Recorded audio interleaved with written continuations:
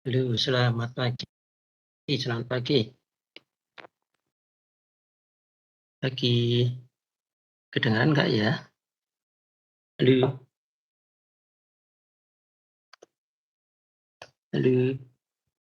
Selamat pagi, Prof. Dengaran?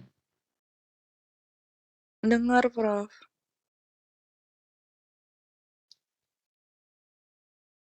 Halo,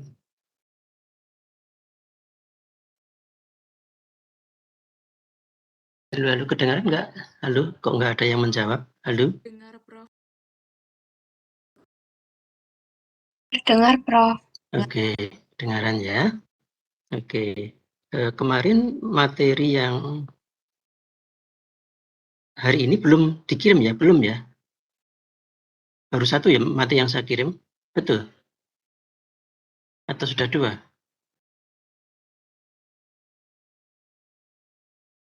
Halo, siapa yang kemarin saya kirim materi?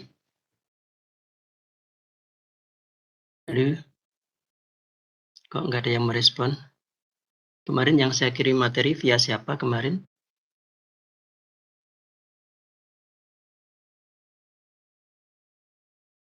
Halo, halo, nggak ada yang merespon. Halo, Prof. Halo, Halo. Jenny ya kemarin ya? Sebentar, Prof. Saya Ah, cek terlebih dahulu, tuh, Prof. Iya, Prof. Sebentar, saya cek terlebih dahulu.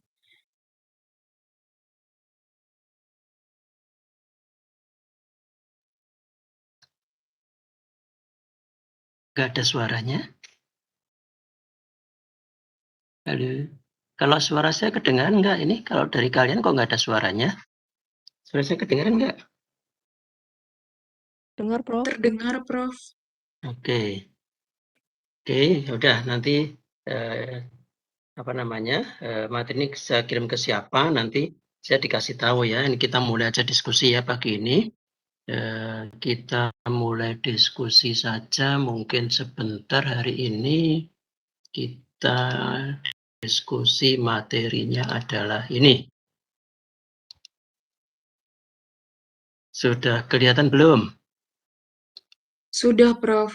Oke ya, udah ya kelihatan ya kita diskusi enterobacteriaceae ya. Enterobacteriaceae. Kalau kita lihat di famili Enterobacteriaceae itu ada banyak genus. Ada Escherichia, ada Salmonella, ada Shigella, Edwardsiella, Citrobacter, Klebsiella, Enterobacter, dan seterusnya ya. Sebenarnya pada saat ini itu hampir semuanya sering menimbulkan penyakit ya. Ada Shigella ya iya, bahkan Klebsiella juga sering sepsis juga sekarang, padahal dulu kan tidak ya. Itu sekarang dengan kondisi zaman sekarang hampir semua ini pernah menimbulkan sakit dan kadang mempunyai masalah. Tetapi kalau ini kita kupas semua mungkin waktunya tidak selesai, sehingga sesuai dengan kesepakatan di Departemen Mikro yang akan kita diskusikan adalah genus Escherichia dan Salmonella saja. Tapi nanti yang ini juga banyak menimbulkan sakit, ada Shigella, Edwardsiella, Klebsiella, bahkan Proteus pun sekarang juga banyak menimbulkan masalah di saluran pernafasan ya. Oke. Sekarang kalau kita kembali ke Enterobacteriaceae itu sesuai dengan namanya, ini sebenarnya sebagian besar itu memang bisa diisolasi dari usus besar. Nah, meskipun sebagian dari mereka itu tidak patogenik, tetapi sebagian dari mereka sangat patogenik. Ya. Bahkan tadi yang saya katakan di dalam beberapa hal yang tadinya komensal itu dapat juga dalam kondisi tertentu dapat menjadi patogenik. Gitu, ya. Nah, kemudian kembali lagi yang paling sering menimbulkan penyakit di antara yang lain tadi adalah tadi ada beberapa E. coli strain itu memang betul-betul patogenik. Jadi jangan beranggapan bahwa E. coli yang menimbulkan sakit itu sebenarnya E. coli commensa, kemudian hewannya itu itu lemah kemudian menimbulkan sakit. Itu tidak selalu benar seperti itu. E. coli yang menimbulkan sakit itu adalah E. coli yang memang betul-betul E. coli patogenik. Berbeda dengan E. coli yang non patogenik. Jadi kalau kalian membaca buku, mungkin buku lama ya, cetakan lama, buatan dosen juga, yang menyebutkan bahwa Colibacillus disebabkan oleh E. coli yang tadinya saprofitik, kemudian hewannya lemah menjadi patogenik, itu sudah tidak benar lagi. E. coli yang patogen ya E. coli patogen. Ya. Sedangkan kalau Shigella itu memang 100% patogenik. Ya. Salmonella juga 100% patogenik. Sedangkan Yersinia juga patogenik ya. Itu. Sehingga kalau kita lihat di dalam standar nasional Indonesia itu, kalau SNI-nya makanan itu tidak boleh ada salmonella sama sekali. Sehingga dalam pedoman SNI itu untuk salmonella di dalam makanan harus 0. Karena salmonella itu betul-betul patogenik gitu ya. Berbeda dengan kalau Staphylococcus aureus, kalau kemarin kalian kuliah Staphylococcus aureus, di dalam SNI jumlah Staphylococcus aureus yang masih diizinkan dalam makanan itu bukan 0, masih ada angkanya. Karena untuk Staphylococcus aureus yang menimbulkan sakit itu bukan Staphylococcusnya tapi toksinnya. Ya, kalau ini salmonella itu salmonellanya. Itu bedanya di situ. Klasifikasi itu kalau kita lihat klasifikasi berdasarkan serologik itu berdasarkan serum ya kan, kata serum itu serum, berarti kan antibodi. Nah, antibodi ditujukan kepada apa? Antibodi yang ditujukan kepada antigen somatik, antibodi yang ditujukan terhadap antigen flagella, antibodi yang ditujukan kepada kapsula. Sehingga klasifikasi serolognya berdasarkan O antigen, H antigen, dan K antigen. Dari kata tadi, O itu adalah somatik, H itu adalah flagella, kemudian K itu adalah kapsula. Nah, itu adalah klasifikasi serologik. Kemudian juga dalam mengidentifikasi kita juga melihat sifat biokimiawi, bukan sifat biokimia ya. Kadang kalian menurutnya sifat biokimia, bukan. Sifat biokimiawi atau reaksi biokimiawi diantaranya adalah kemampuan memfermentasi beberapa karbohidrat. Ya, itu adalah klasifikasi berdasarkan sifat biokimiawinya. Kemudian yang terbaru adalah klasifikasi berdasarkan molekulernya. Jadi berdasarkan sekuen dari gen tertentu, maka juga bisa diklasifikasikan satu dengan yang lain. Itu adalah klasifikasi. Ya. Nah, kalau Anda melihat secara detail struktur antigen tadi, pada enterobacteriaceae tadi ada antigen H, tadi berdasarkan flagella, ini flagellanya. Ya kan? Kemudian antigen K, atau yang sering juga kita sebut pada sampel TB itu VI antigen, itu berdasarkan kapsulanya. Nah, tadi berdasarkan O antigen tadi sebenarnya O itu bagian dari lipopolisakarida ini, bagian dari lipopolisakarida yang di atas lipid E, ya. Kemudian inti polisakarida dan O polisakarida. Nah, inilah yang kita menyebabkan dapat mengklasifikasi berdasarkan O antigen karena rantai samping dari polisakarida ini. Itu makanya ada H antigen, K antigen, dan O antigen. Ya, sebenarnya O itu bagian dari lipopolisakarida. Nah, kalau O antigen ini tidak toksik. Yang toksik itu untuk LPS itu lipid E-nya ini.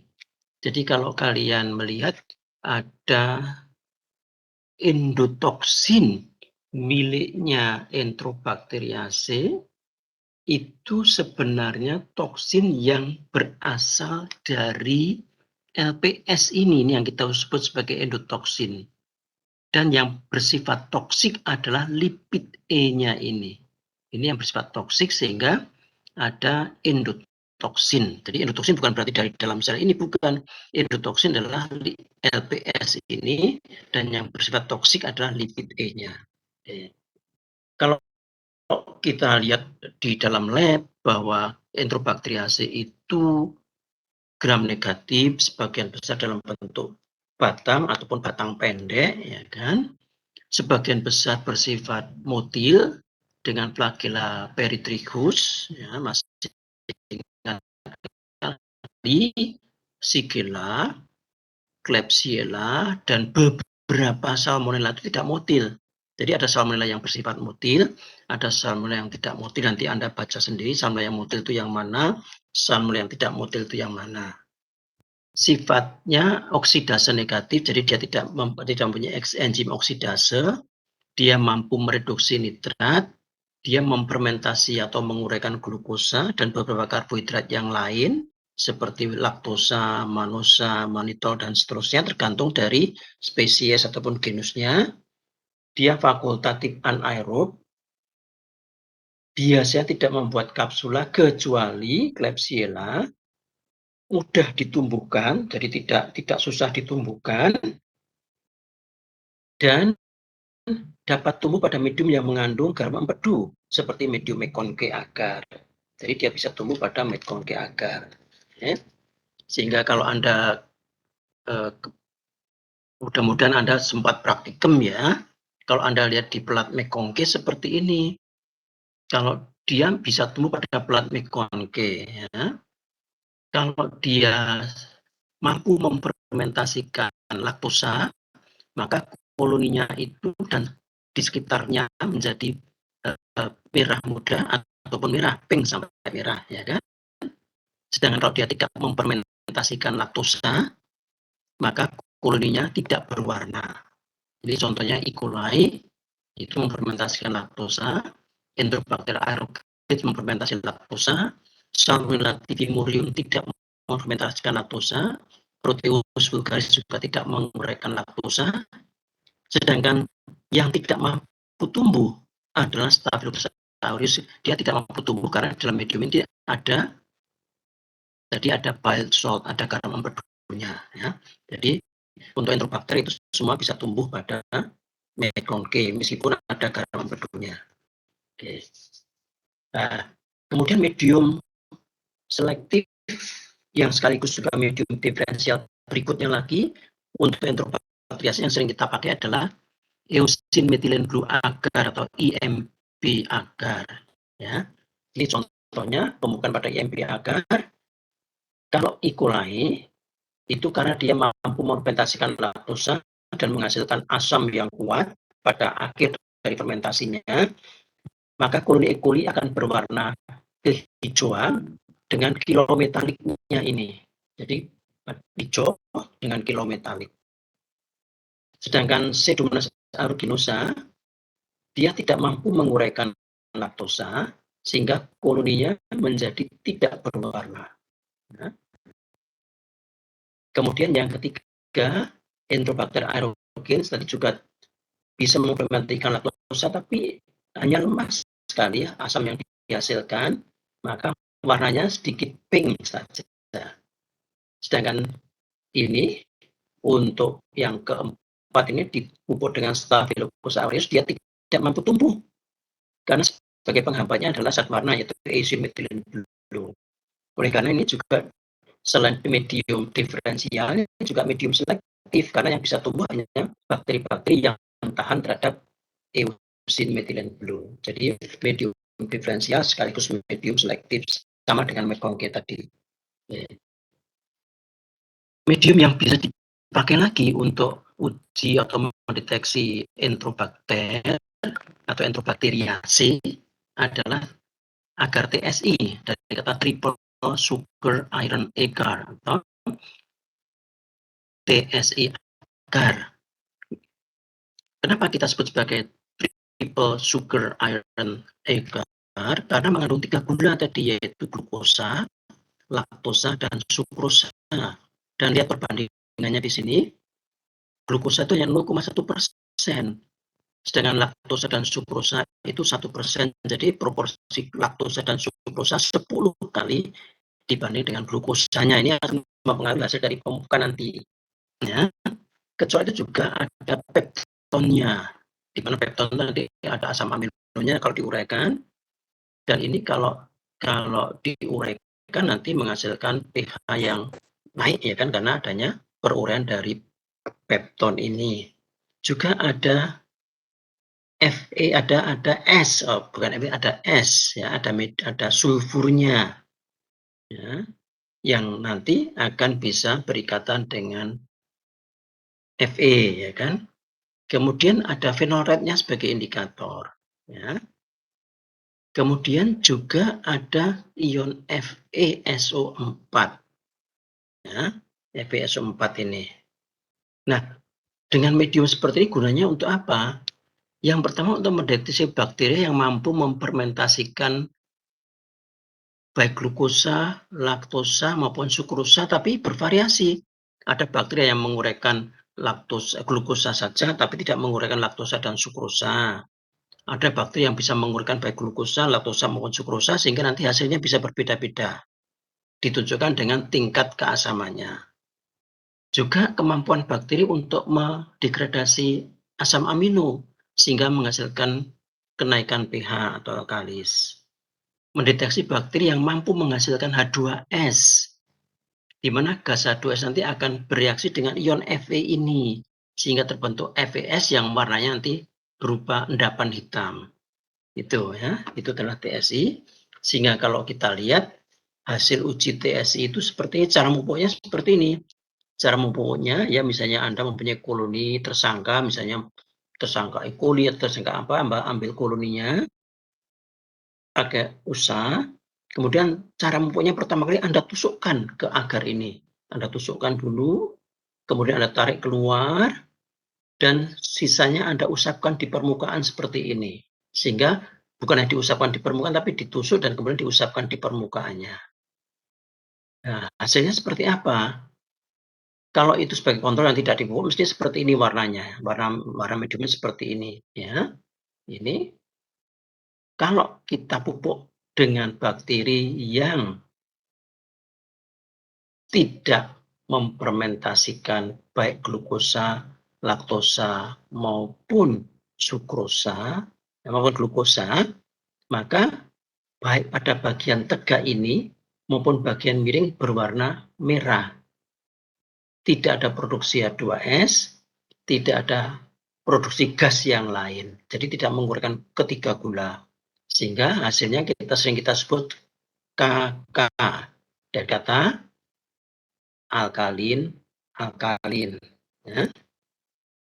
Kemudian kalau bakteri itu menguraikan glukosa tetapi tidak menguraikan sukrosa maupun laktosa, maka yang kuning itu hanya bagian yang tegak ini saja. Sehingga bagian tegak adalah kuning, bagian miring adalah merah atau alkalin. Dalam hal ini tidak tampak adanya pembentukan gas dan juga tidak ada H2S.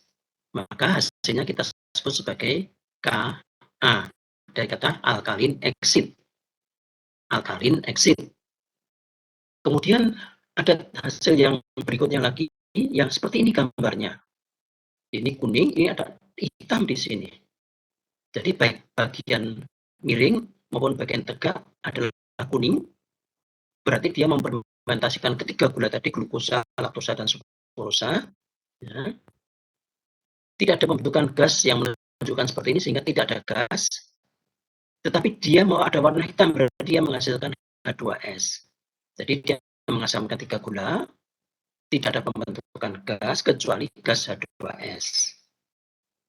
Kalau yang ini bagian miring kuning, bagian tegak kuning, dan akarnya pecah. Ini menunjukkan adanya pembentukan gas hasil fermentasi glukosa maupun laktosa. Ya. Sehingga hasilnya seperti ini. Ada asid, ada gas, tetapi tidak ada H2S. Nah, sedangkan yang ini semuanya kuning, tetapi agar yang tidak pecah dan tidak ada endapan hitam. Ini berarti exit, tidak ada gas, tidak ada H2S, berarti memfermentasikan ketiga gula. Sedangkan yang ini hasilnya bagian tegaknya kuning, bagian miringnya merah, dan ada endapan H2S. Berarti ini adalah alkalin, bagian miring, sip bagian tegak, ada 2S di sini. Karena dia menghasilkan H2S meskipun agarnya tidak pecah, berarti tidak menghasilkan gas selain H2S. Itu. Ya. Itu adalah pada TSI agar. Untuk mendeteksi enterobakteriase, memasukkan apakah dia kelompok lactosa fermenters atau non lactosa fermenters, tadi sudah mulai di depan ada plat Conte itu mengelompokkan lactosa fermenters dan non lactosa fermenters. Lactosa fermenters itu kelompoknya Salmonella Shigella, yang non lactosa fermenters itu kelompoknya E. coli dan kawan-kawan, ya kan? Dan tadi kalau di TSI, kalau dia lactosa fermenters maka semuanya kuning, kalau dia non lactosa fermenters maka yang tegak kuning, yang bagian miring adalah merah. Uji berikutnya biasanya dengan uji yang kita sebut sebagai IMPIC test. Ya. IMPIC test memang sering untuk membedakan atau mengklasifikasikan enterobakteriase.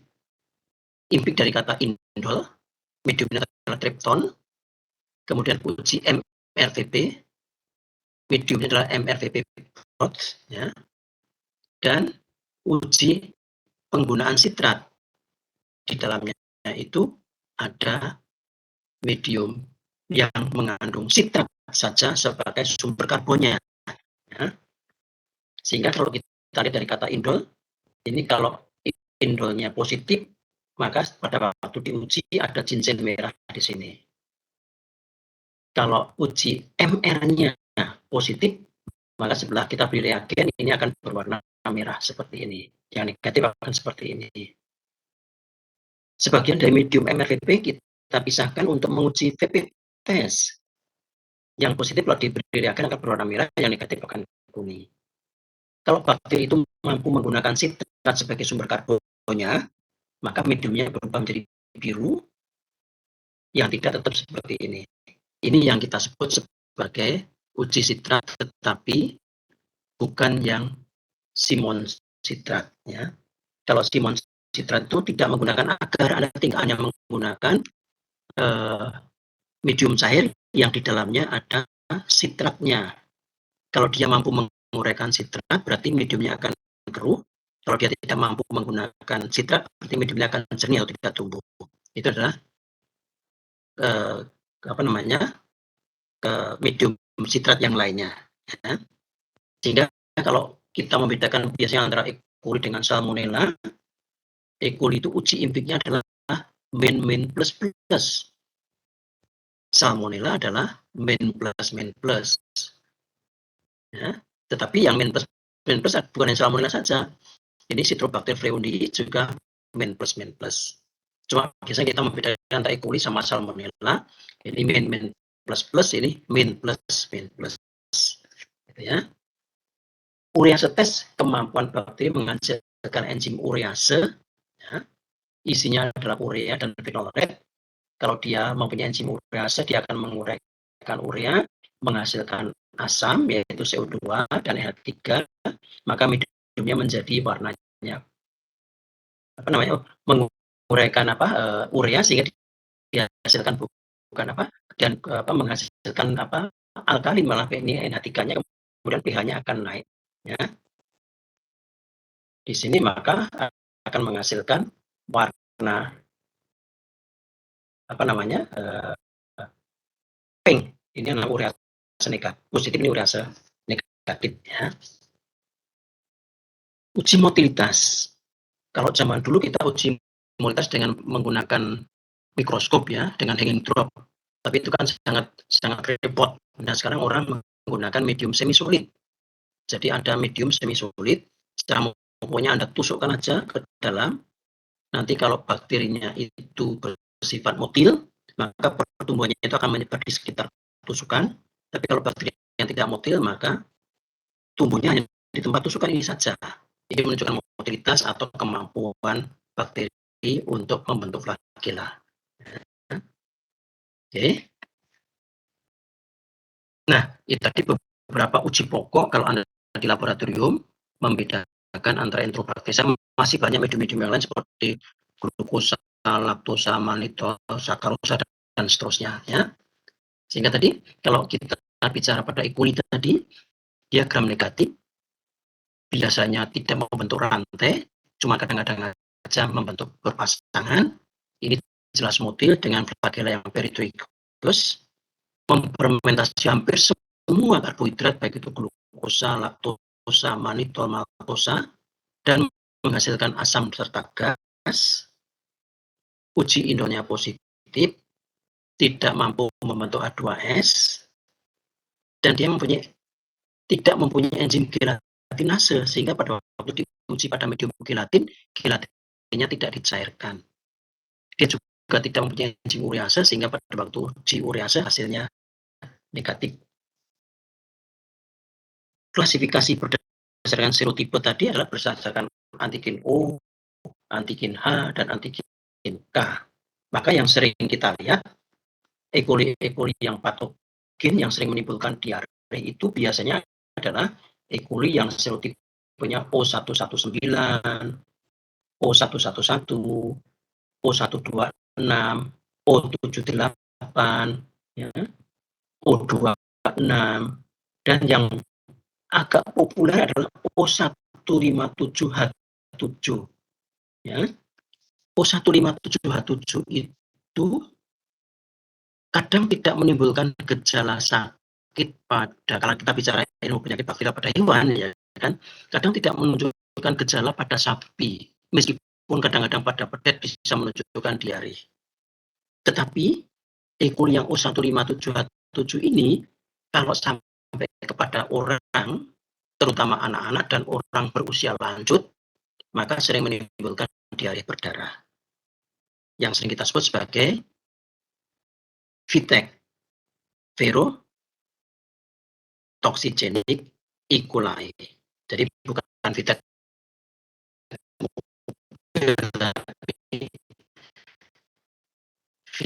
Verotoxigenic E. coli adalah kelompok yang O157H7. Ya.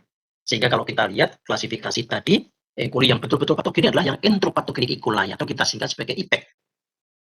Enterotoxigenic E. coli, atau kita sebut sebagai ITEC, itu ada K99, ya, flagellanya K99, ya.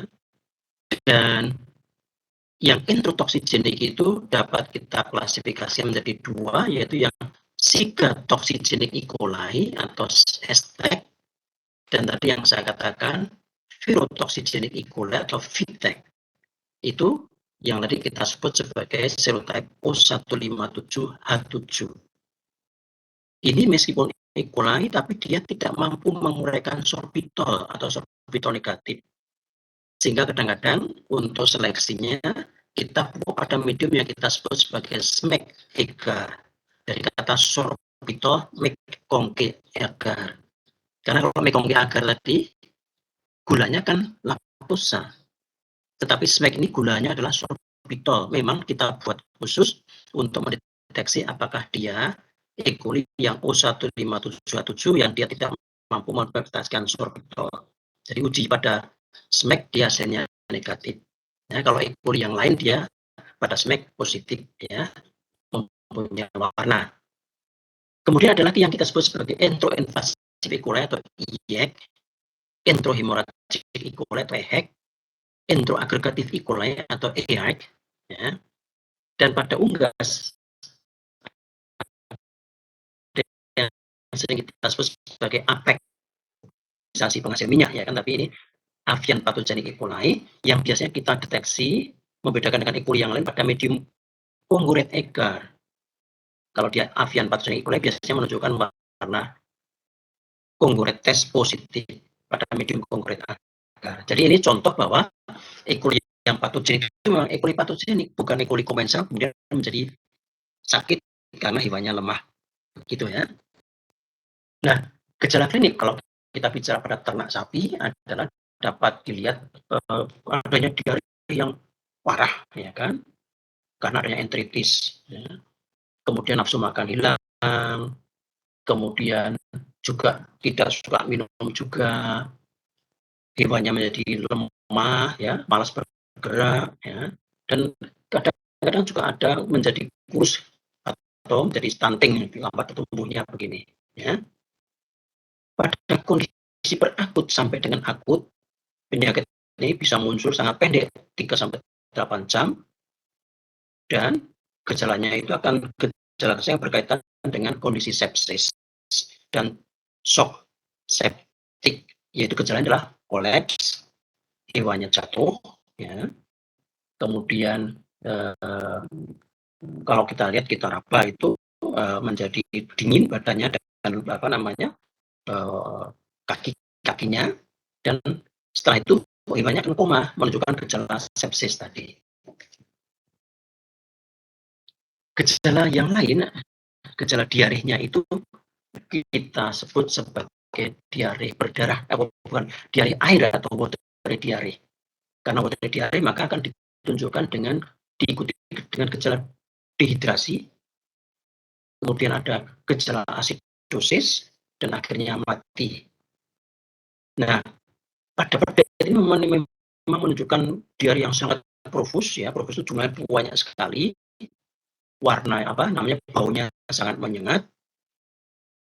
Diarenya tadi berair buahnya, warnanya kuning pucat sampai putih, sehingga kita sebut sebagai white score karena warna fesesnya putih. Kadang-kadang di situ terlihat adanya flek-flek dari atau jelan-jelan darah pada fesesnya tadi, sehingga hewan akan kehilangan berat badan dengan cepat dan dehidrasi. Pada kasus yang parah, maka pedet akan kolaps, ya kan. Jadi tadi mulai lemah, jatuh, hipotermia tadi, gejala dingin tadi, ya kan. Kemudian akhirnya menjadi kolaps dan akhirnya menjadi mati kalau memang tidak segera diobati. Itu adalah gejala klinisnya.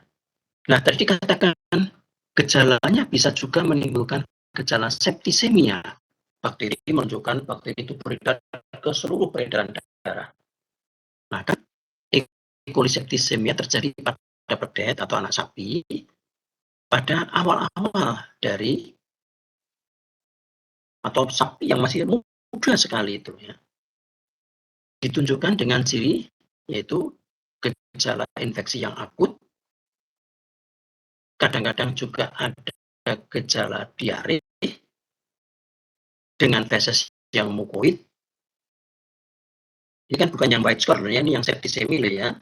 Kalau yang white score tadi diarenya profus sekali, dan kemudian akan ada shock. Ya, kalau kita periksa lebih detail, ya, suara jantung tidak kedengaran atau kadang-kadang takikardia, responnya juga lemah, ya kan, dan akhirnya koma. Dan kadang-kadang diikuti dengan kematian dalam waktu 3-8 jam dari gejala yang muncul tadi, kalau yang kasusnya akut sekali. Dan kematian ini bisa sampai dengan 100%. Fatality rate-nya, bukan jumlah hewan yang mati loh, fatality rate. Artinya kalau hewan sakit, maka kemungkinan mati bisa mencapai 100%.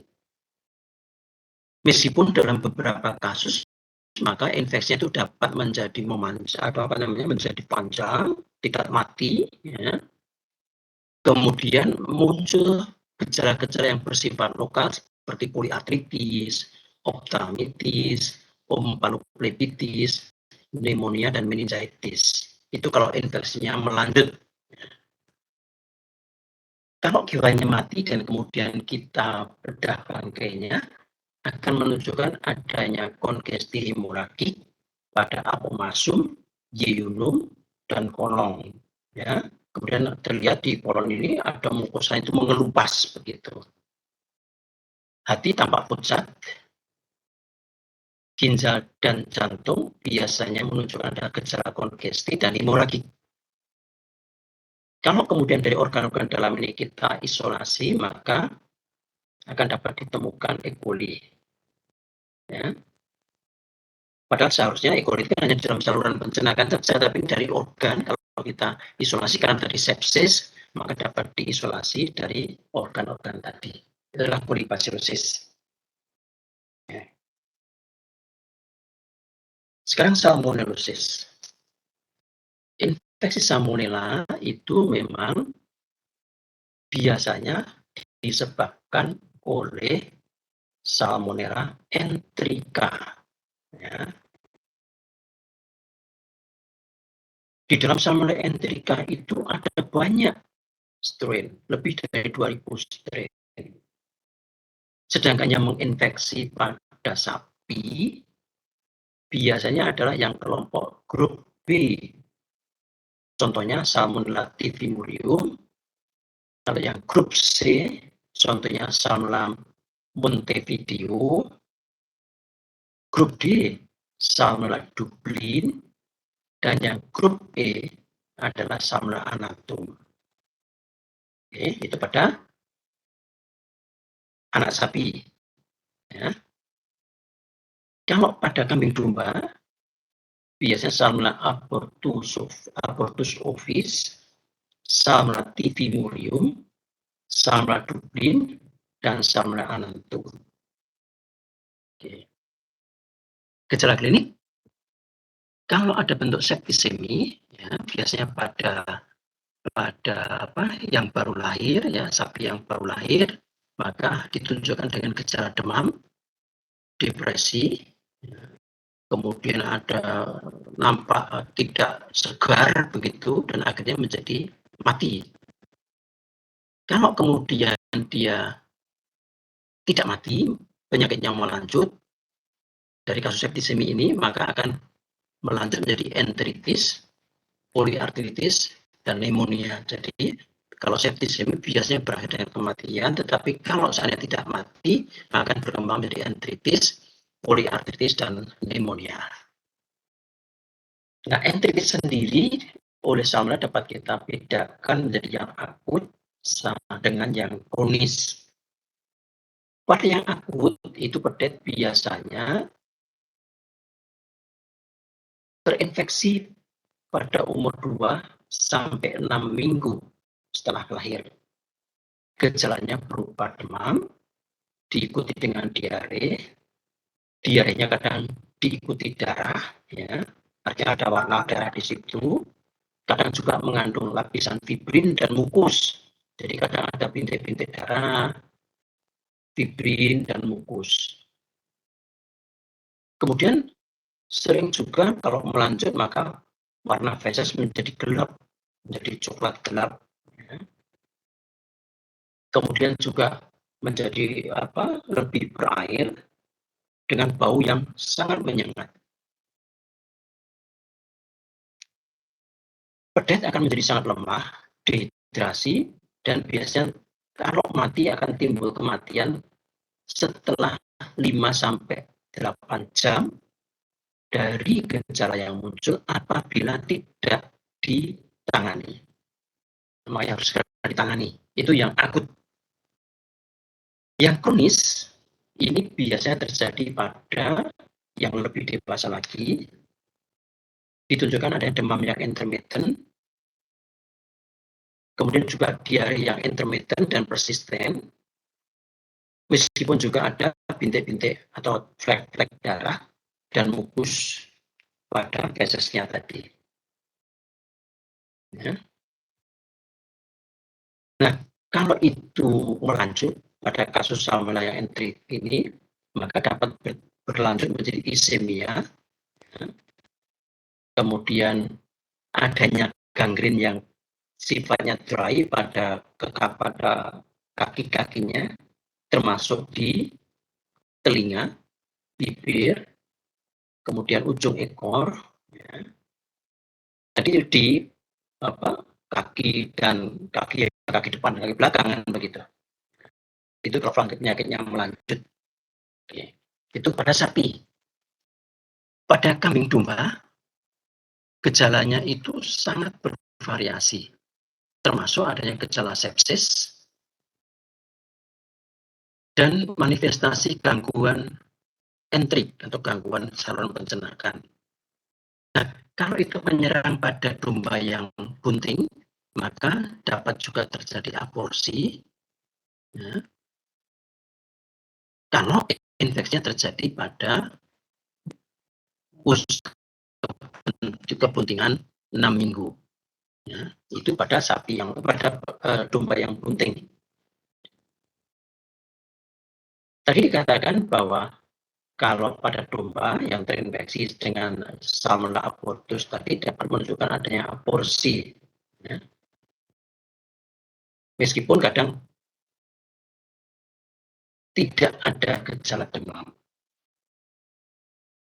Kalau itu oleh Salmonella typhimurium dan Salmonella Dublin, maka dapat menimbulkan gejala enterik, gejala septik, dan juga ada demam, anoreksi, diare tadi putih, ya, skor, kemudian ada aborsi juga, dan kematian yang diakibatkan karena sepsis dan dehidrasi. Itu pada kambing dan domba. Nah, ini kalau Anda lihat ada gambar pada waktu pedet tadi diare, ini diarenya berwarna kuning sampai warna putih tadi, ya kan? Kemudian pada waktu bedah bangkai ada iparnya atau hatinya membengkak. Ya. Salah satunya selain besar juga karena dia membengkak maka ujungnya itu tidak tajam lagi. Ini ciri bahwa hepar itu adalah membengkak. Kemudian kalau itu ada tanda lain lagi pada pulmo, ada gejala atelektasis dan adanya atraksi ditunjukkan dengan warna yang seperti ini. Baik pada lobus kranial, lobus tengah maupun lobus yang kaudal. Ya. Jadi gejala atelektasis ditunjukkan dengan adanya multifokal warna merah sampai ke warna merah kekuningan begitu. Itu gejala atelektasis. Tadi dikatakan kalau usus itu kita buka, gambar yang C ini adalah di usus halus atau small intestine, ditunjukkan adanya fibrinonekrotik. Jadi nekrotik yang ada lapisan fibrinnya saja di mukosannya ini. Kemudian yang D, adanya penebalan ini. Kemudian adanya warna-warna seperti ini, red discoloration. Dan juga ada multifocal ulcer di mukosanya. Sedangkan yang E ini, adanya endapan fibrin. Yang F, adanya dinding sel yang dinding intestinum yang menjadi ulcer seperti ini pada mukosanya. Ini kalau kita bedah bangkai tadi ada seperti ini dan ada seperti ini. Itu salmonellosis. Oke, saya kira itu aja yang bisa kita sampaikan diskusi kita kolibasilosis dan salmonellosis. Mudah-mudahan kalian juga bisa membaca Klebsiella dan tadi selain Klebsiella yang sering menimbulkan sakit. Kalau kita lihat selain Klebsiella yang menimbulkan sakit ada, kalau kita lihat ya, Anda coba nanti melihat juga ya, ada Shigella, itu juga sering pada sapi, ada Klebsiella, ada Enterobacter. Coba nanti Anda baca sedikit tentang itu. Oke, ada pertanyaan dari itu? Silakan.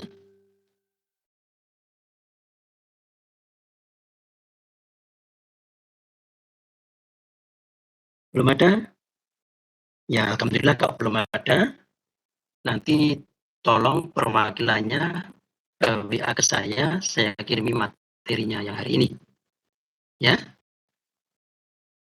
Oke, gitu. Oke ya. Baik, Prof. Oke, kalau sudah dianggap cukup, terima kasih. Minggu depan yang memberi kuliah Prof. Haryati. Ya. Nanti tolong salah satu perwakilan kirim WA ke saya, nanti saya kirim materinya. Oke ya, makasih ya. Selamat belajar. Terima kasih, Prof. Terima kasih, Prof. Terima kasih, Prof. Terima kasih, Prof. Terima kasih, Prof.